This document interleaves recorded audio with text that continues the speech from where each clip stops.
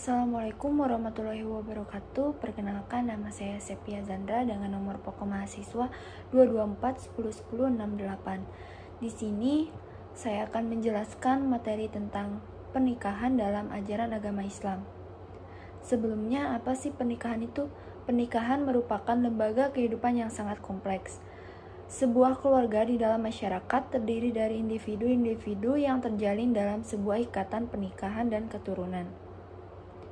Semua pola interaksi di dalam keluarga harus bersumber dari nilai-nilai luhur Islam, karena Islam sebagai way of life tidak hanya mengatur hubungan antara manusia dengan Tuhannya, tetapi juga mengatur interaksi manusia dengan manusia di dalam keluarga dan masyarakat. Oleh karena itu, pengetahuan dan praktik tentang pernikahan dan konsep membangun keluarga sakinah merupakan hal yang sangat mendasar untuk bisa dipahami dan diwujudkan oleh setiap muslim, agar terwujudnya Islam sebagai aturan hidup manusia yang membimbing manusia menuju kebahagiaan lahir dan batin. Secara etimologi, pernikahan berasal dari bahasa Arab yaitu kata al-nikah yang bermakna al-wati atau bersetubuh, al-damnu wa al-tadahul atau berkumpul atau memasukkan, dan al-aqd yaitu perjanjian. Sedangkan pernikahan menurut istilah seperti definisi menurut Muhammad Abu Isroh Ghazali 2006 halaman 9 ialah akad yang memberikan faedah hukum kebolehan atau kehalalan mengadakan hubungan keluarga atau suami istri antara pria dan wanita, dan mengadakan tolong-menolong, juga memberi batas hak bagi pemiliknya serta pemenuhan kewajiban bagi masing-masing. Jadi, pernikahan adalah salah satu bentuk ibadah yang besar karena berlangsung sepanjang seumur hidup. Maka dari itu, keberlangsungannya dan kesuciannya perlu dijaga oleh kedua belah pihak, baik suami maupun istri. Dari itu, pernikahan bertujuan untuk membentuk keluarga yang sakinah agar memberikan ketenangan dalam kehidupan dan keberkahan. Oleh sebab itu, pernikahan sebagai lembaga kehidupan yang agung sehingga perlu ketentuan dan aturan dalam mewujudkannya. Allah menciptakan manusia tidak dengan membiarkannya dalam kebebasan yang mutlak, tetapi Allah membuat aturan untuk manusia agar dapat hidup layak, terhormat, dan bermartabat. Perkenalkan, nama saya Salwa Nurhaliza dengan NPM 2241011096. Di sini saya akan menjelaskan hukum pernikahan. Adapun 5 jenis hukum pernikahan menurut ajaran Islam, yaitu dimulai dari yang pertama, yaitu hukum wajib. Menikah wajib hukumnya bagi seseorang yang memiliki kemampuan untuk menikah, memenuhi kewajiban sebagai suami dan istri, dan kondisi syahwatnya besar, sehingga ia tidak bisa mengendalikannya, dan khawatir dirinya akan terjerumus ke dalam perzinahan. Dengan demikian, pernikahan menjadi wajib hukumnya bagi dirinya, serta menjadi solusi akan menjaga kehormatannya. Lalu yang selanjutnya, hukum sunnah. Menikah sunnah hukumnya bagi seseorang yang memiliki hasrat untuk menikah, namun ia tidak dikhawatirkan akan terjerumus kepada perzinahan. Meskipun demikian, menikah lebih utama daripada ia melakukan ibadah-ibadah sunnah lainnya. Seperti sabda Rasulullah SAW, jika seorang hamba telah menikah, maka sungguh ia telah menyempurnakan setengah dari agamanya. Hendaklah ia bertakwa kepada Allah dalam menjaga sisanya. Hadis riwayat Tabrani. Lalu yang selanjutnya, hukum mubah. Hukum mubah dijatuhkan kepada seseorang yang memiliki kemampuan melakukan pernikahan dan memenuhi kewajiban sebagai seorang suami atau istri, namun tidak memiliki dorongan syahwat yang mendesak dan tidak khawatir terjatuh kepada perzinahan. Dengan kata lain, hukum mubah ini terjadi bagi seseorang yang memiliki faktor pendorong dan penghambat yang sama kuat. Dia memiliki kemampuan tetapi belum memiliki keinginan yang kuat untuk menikah. Lalu yang selanjutnya, hukum makruh. Hukum menikah menjadi makruh jika seseorang memiliki kemampuan untuk menikah, memiliki kemampuan diri untuk tidak melakukan kemaksiatan atau perzinahan, tetapi ia tidak memiliki keinginan yang kuat untuk melaksanakan kewajiban dirinya kepada pasangan, menafkahi istri bagi laki-laki, serta melayani suami bagi perempuan. Lalu hukum yang terakhir yaitu hukum haram. Hukum pernikahan menjadi haram apabila seseorang tidak memiliki keinginan dan tidak mempunyai kemampuan serta bertanggung jawab atas kewajiban dirinya kepada pasangannya dalam rumah tangga. Sehingga apabila terjadi pernikahan, maka dirinya dan pasangannya akan hidup terlantar dan tidak bisa membangun keluarga yang sakinah, mawadah, dan warohmah. Larangan atau pengharaman ini bersumber di dalam Al-Quran surat Al-Baqarah ayat 195 yang menyatakan bahwa kita tidak boleh menjatuhkan diri kepada kebinasaan. Sekian dari saya, untuk selanjutnya saya serahkan kepada rekan saya. Kenalkan, nama saya Zulfa Faida, NPM 224101072. Saya akan menjelaskan mengenai syarat dan rukun pernikahan. Pernikahan dalam Islam merupakan sebuah proses kehidupan yang panjang dan memiliki banyak dimensi dan juga aturan. Tentu saja hal itu ditujukan agar terciptanya rumah tangga yang harmonis dan juga bahagia. Maka dari itu, adanya syarat dan juga rukun pernikahan yang harus dipenuhi dari segala aspek sebelum pelaksanaan pernikahan.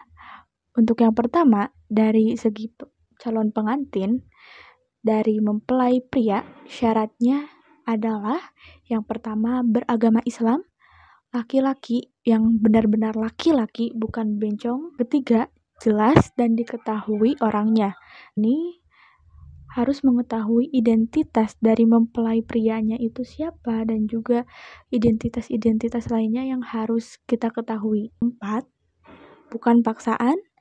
Yang kelima, tidak sedang berihram, baik itu haji maupun umroh. 6, bukan mahramnya, baik secara mahram nasab, da'ah atau seibu susu, musaroh atau perkawinan.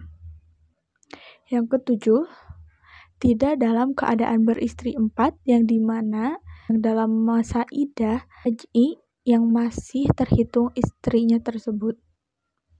Yang kedelapan, tidak mempunyai istri haram dipoligami dengan calon istrinya. Nah, selain dari pihak mempelai laki-laki, dari pihak mempelai perempuan pun memiliki syarat-syaratnya. Pertama, beragama Islam atau ahli kitab. Kedua, terang perempuannya, di mana harus mengetahui perempuan itu benar-benar perempuan, bukan banci atau tidak jelas status jenis kelaminnya tersebut. Ketiga, terang orangnya. Keempat, persetujuan dirinya, terkecuali yang walinya mujbir dengan syarat-syaratnya. Kelima, tidak sedang berihram, baik itu haji maupun umroh. 6, bukan mahramnya, baik mahram nasab, roda'ah atau sepersusuan, atau musaroh atau perkawinan. 7, tidak bersuami atau dalam masa iddah di mana masih status sebagai istri orang lain. 8, belum pernah li'an. Nah, li'an ini merupakan tuduhan pernah berbuat zina oleh calon suaminya. Selain calon pengantinnya tersendiri, ternyata sebagai wali pun terdapat syarat-syaratnya. Agama Islam, bali atau dewasa. Yang ketiga, berakal sehat. Yang keempat, merdeka. Yang kelima, laki-laki, bukan banci atau bukan wanita. Selanjutnya, adil. 7, tidak dalam perjalanan ihram, baik itu ihram haji atau umroh. 8, tidak dipaksa. Nah, untuk wali-wali nasab itu telah ditentukan. Pertama, bapak, kakek, atau orang tuanya bapak, dan juga seterusnya. Saudara laki-laki kandung sebapak dan juga seibu. Saudara laki-laki sebapak lain, bu. Keponakan laki-laki dari saudara laki-laki kandung, keponakan laki-laki dari saudara laki-laki yang sebapak. Seterusnya, paman, yaitu saudara dari ayah kandung kita. Selanjutnya, paman sebapak, yaitu saudara dari bapak sebapak lain ibu. Selanjutnya, anak-anak paman kandung, saudara sepupu. 9, anak laki-laki paman sebapak. Yang ke-10, hakim. Wali hakim ini berlaku apabila yang pertama, wali dari perempuan sebagaimana disebutkan di atas tidak ada. Kedua, berhalangan hadir. Ketiga, ada, tetapi mewakilkan kepada hakim. Yang keempat, bagi perempuan yang lahir tanpa pernikahan. Tadi saya telah menjelaskan mengenai syarat dan juga rukun dari calon pengantin dan juga wali. Nah, seterusnya adapun syarat dan juga rukun, saksi harus terdapat 2 orang. Saksi merupakan 2 orang yang menyaksikan akad nikah dari awal sampai akhir. Adapun syarat-syaratnya, yang pertama beragama Islam, yang kedua balik, yang ketiga berakal sehat, yang keempat merdeka, yang kelima 2 orang tersebut merupakan laki-laki, keenam adil, 7 tidak dalam perjalanan haji maupun umroh, 8 tidak dipaksa, yang ke-9 dapat melihat, bicara, dan mendengar serta paham mengenai maksud dari akad tersebut. Adapun syarat dan juga rukun akad nikah. Sebelum ke syarat dan rukunnya, saya akan menjelaskan apa itu akad nikah. Akad nikah dapat diartikan sebagai perjanjian atau ikatan dalam suatu pernikahan. Suatu pernikahan itu wajib dilakukan dengan ijab dan kabul.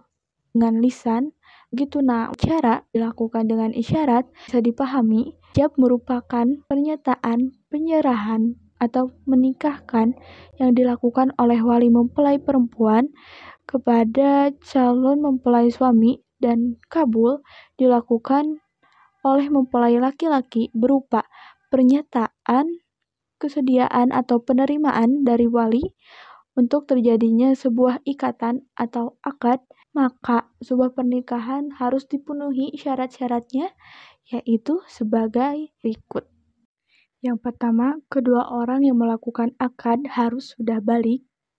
Yang kedua, antara ijab dan juga kabul tidak bisa dipisahkan dari kata atau perbuatan yang memalingkan dari ijab dan kabul, yakni pada tempat dan waktu yang sama. 3, antara ijab dan kabul harus satu tujuan, tidak boleh bertolak belakang, melainkan harus sesuai dengan jenis kata-katanya, sama objek hukumnya, dan sama materi akadnya.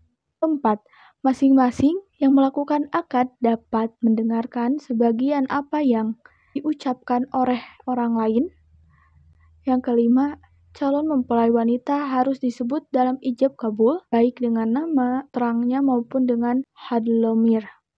Syarat dan rukun pernikahan yang terakhir adalah mahar. Mahar disebut juga nihlah atau sodak, merupakan rukun pernikahan. Namun, sebagian ulama menganggap bahwa mahar sebagai syarat bagi sahnya pernikahan.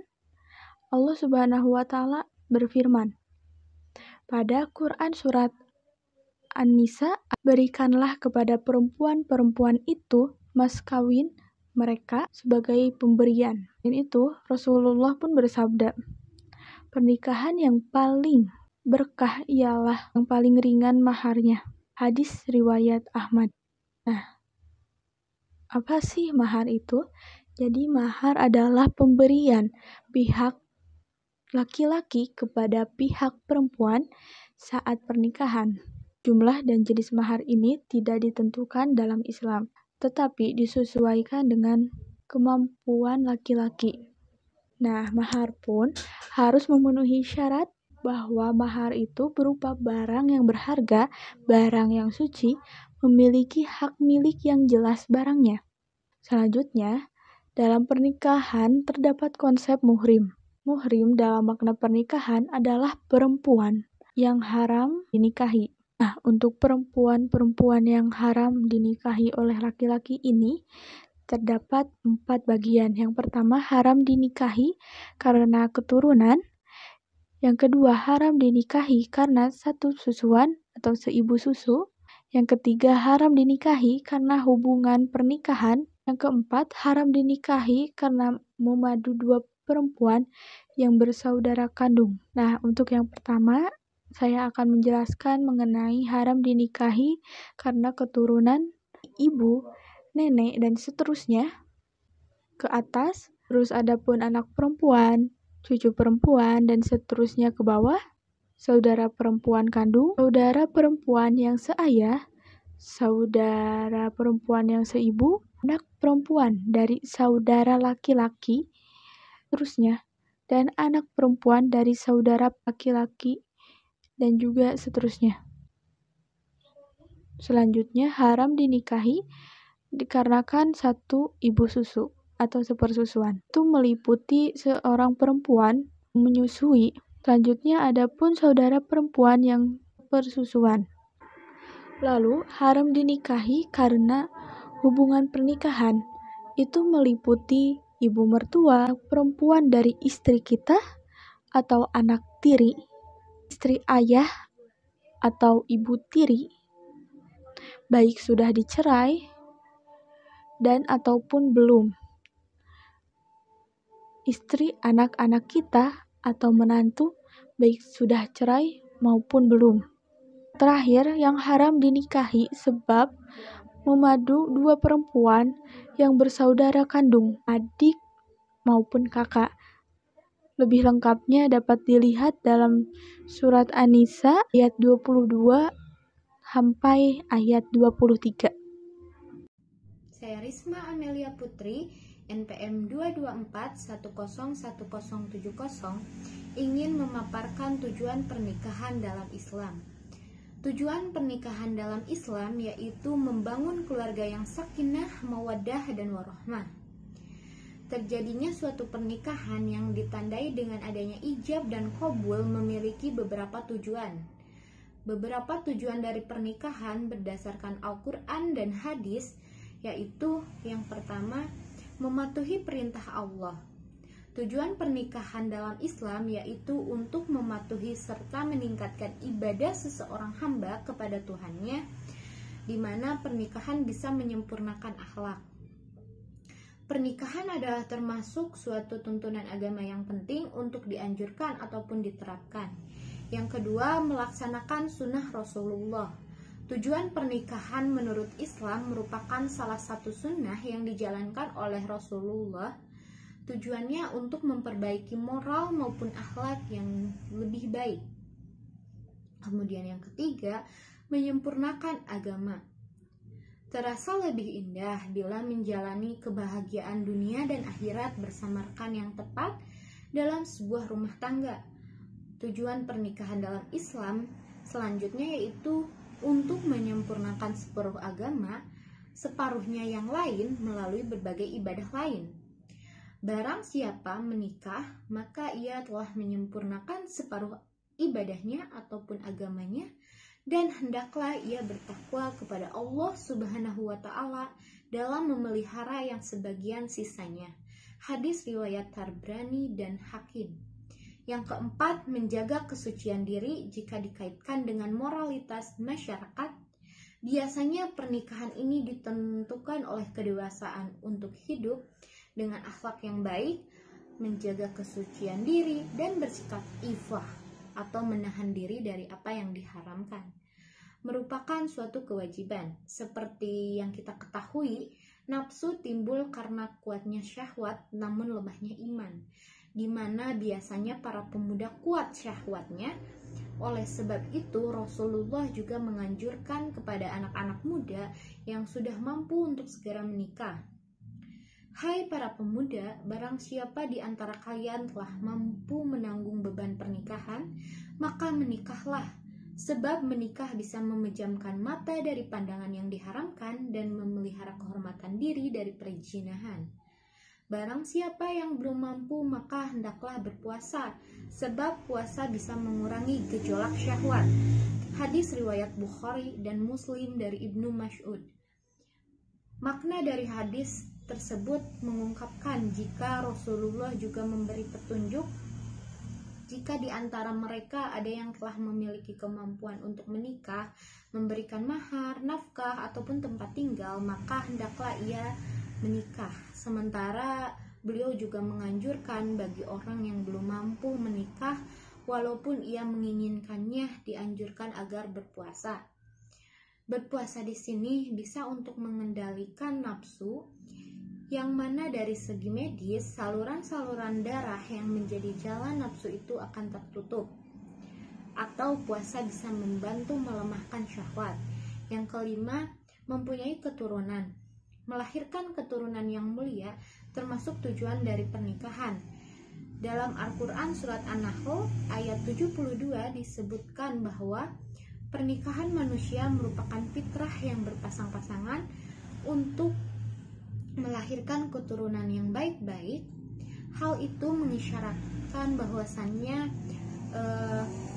laki-laki dan perempuan bersatunya untuk membina pernikahan yang sah adalah untuk memiliki keturunan, yaitu anak-anak hingga cucu-cucunya kelak, atau bisa jadi penerus di masa depan. Tapi ada juga beberapa orang yang mungkin salah mengartikan tujuan dari pernikahan ini. Aspek keturunan banyak disalahpahami dengan istilah memperbanyak keturunan. Namun pada dasarnya, keturunan yang penting dan yang diharapkan dalam Islam itu dari segi kualitas, baik iman serta akhlak di dunia maupun akhirat. Yang keenam, membentuk suatu keluarga. Tujuan pernikahan karena ingin membentuk keluarga. Tujuan utama pernikahan dalam Islam yaitu membangun sebuah keluarga yang sakinah, mawaddah, dan warahmah, yang diselimuti dengan ketentraman, kecintaan, serta rasa kasih sayang. Menjadi keinginan dari banyak setiap pasangan untuk bisa memiliki buah hati serta mendidik generasi barunya. Diharapkan anaknya itu mempunyai kehidupan yang lebih baik dibandingkan dengan orang tuanya. Hal inilah yang menjadi salah satu kewajiban seseorang ayah dan ibu terhadap anaknya kelak. Jadi pembinaan keluarga bisa disebutkan sebagai tugas penting yang tidak diboleh diremehkan. Dibutuhkan kesadaran yang tinggi agar tiap anggota keluarga nantinya bisa berpotensi untuk menjadi pendorong kesejahteraan kehidupan bermasyarakat hingga bangsanya nanti. Yang ketujuh, untuk menundukkan pandangan. Adapun tujuan pernikahan selanjutnya adalah untuk menundukkan pandangan. Pernikahan membuat kita akan menundukkan pandangan dari hal-hal yang diharamkan. Kemudian yang selanjutnya yaitu menciptakan kesehatan diri secara fisik serta non-fisik. Tujuan dari pernikahan lainnya yaitu untuk menciptakan kesehatan dalam diri baik secara fisik maupun non-fisik. Dalam hal ini, hubungan suami istri nyatanya bisa menciptakan kesehatan sejumlah organ di tubuh kita. Dari segi non-fisik misalnya, agar terhindar dari perzinahan yang mana merupakan tindakan yang tidak dibenarkan oleh syariat agama. Pasalnya, seseorang perlu diatur kiranya agar tidak terjerumus pada hal-hal yang tidak diinginkan. Perzinahan juga cenderung bisa membawa persoalan yang serius seperti resiko mengalami sejumlah penyakit. Oleh karena itu, pernikahan bertujuan untuk memperkokoh ketahanan jasmani dan rohani dari berbagai macam penyakit. Yang kesembilan, menciptakan rasa kebersamaan. Tujuan pernikahan yaitu dalam rangka menciptakan rasa kebersamaan. Maksud dari hal ini juga bisa dijadikan sikap pertentangan antara sikap untuk mengumbar hawa nafsu dan sikap hidup yang tidak berkeinginan menikah. Yang ke-10 yaitu menambah hubungan persaudaraan.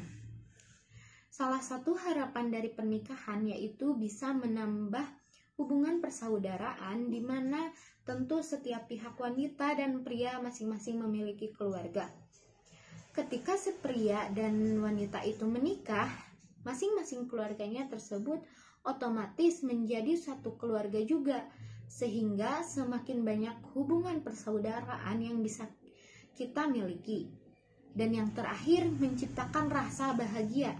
Tujuan pernikahan adalah untuk menciptakan rasa bahagia di mana sudah seharusnya suami istri saling memberi kasih sayang serta cinta dan perasaan aman satu sama lain. Menikah membuat kita mendapatkan sahabat atau pendamping hidup yang di dalamnya dipenuhi oleh kasih sayang dan perasaan cinta. Baik, untuk materi selanjutnya akan dipaparkan oleh rekan saya. Assalamualaikum warahmatullahi wabarakatuh. Perkenalkan, saya Alpina Damayanti dengan NPM 224101042. Di sini saya akan menjelaskan mengenai keluarga sakinah. Keluarga adalah sekumpulan orang dalam unit terkecil dalam masyarakat yang memiliki keterikatan dalam ikatan pernikahan dan keturunan. Dalam keluarga juga terdapat norma atau aturan yang saling dihormati dan dipatuhi. Dalam sebuah keluarga terdiri dari seorang individu dan individu lainnya yang selalu menjaga rasa aman dan ketentraman ketika menghadapi segala rasa, baik suka maupun duka dalam kehidupan, di mana menjadikan keeratan dalam sebuah ikatan luhur hidup bersama. Islam membentuk sebuah konsep tentang keluarga yang didambakan, yaitu keluarga sakinah. Di masyarakat dikenal istilah keluarga sakinah, mawadah, dan warohmah. Kata sakinah berasal dari akar kata sakonah, yang berarti tenang, terhormat, aman, dan penuh kasih sayang. Nah, mawadah berasal dari kata al-wadu, atau mencintai sesuatu. Mawadah menurut bahasa berarti cinta atau harapan dalam sebuah pernikahan. Sedangkan warohmah memiliki kata dasar yaitu rahmat yang berarti kasih sayang. Nah, jadi jika digabungkan arti kata keluarga sakinah mawadah warohmah berarti keluarga yang selalu diberikan kedamaian, ketentraman, penuh cinta dan kasih sayang. Nah, konsep keluarga sakinah menurut Islam adalah keluarga yang tenang dan penuh kasih sayang. Sebelum kita mewujudkan keluarga yang sakinah, ada beberapa hal yang harus kita persiapkan. Yang pertama, persiapan pernikahan. Pernikahan merupakan gerbang untuk membentuk keluarga sakinah. Pernikahan merupakan ibadah yang sangat panjang dan penuh dengan luka-liku. Oleh karena itu, diperlukan berbagai kesiapan sebelum melakukan pernikahan. Adapun persiapan pernikahan, yaitu yang pertama, persiapan ilmu. Yang kedua, persiapan mental atau psikologis menghadapi pernikahan. Yang ketiga, persiapan ruhiyah atau spiritual. Yang keempat, persiapan fisik. Dan yang terakhir, persiapan ekonomi atau harta. Yang selanjutnya ada proses pernikahan. Dalam proses pernikahan, seseorang harus memenuhi semua syarat dan rukun yang telah ditetapkan. Dan yang selanjutnya ada membangun keluarga. Setelah melaksanakan pernikahan, maka antara suami dan istri terbentuklah sebuah lembaga keluarga yang akan menempa diri dalam berbagai hal di dalamnya. Tujuan terpenting dalam pembentukan keluarga adalah yang pertama, mendirikan syariat Allah dalam segala permasalahan keluarga. Yang kedua, mewujudkan ketentraman dan ketenangan. Yang ketiga, mewujudkan sunnah Rasulullah. Yang keempat, memenuhi kebutuhan kasih sayang kepada anak-anak. Dan yang terakhir, menjaga fitrah agar tidak menyimpang dari jalan yang salah. Nah, tujuan keluarga ini bisa terwujud dengan upaya-upaya yang dilakukan. Di antaranya, yang pertama, memiliki ilmu. Yang kedua, saling mengenal dan memahami. Yang ketiga, memiliki kepercayaan kepada masing-masing pasangan. Yang keempat, komunikasi yang baik dan keterbukaan. Yang kelima, menjalankan kewajiban dan memberikan kebahagiaan. Dan yang terakhir, senantiasa menjalankan ibadah dan berdoa kepada Allah. Nah, hal yang lain yang perlu diketahui oleh seseorang sebelum menikah dan membentuk keluarga harus mengetahui hak dan kewajiban seorang suami dan istri. Kewajiban suami diantaranya yang pertama, memberi nafkah lahir batin. Nafkah ini termasuk kewajiban memberi istri makanan, pakaian, dan tempat tinggal.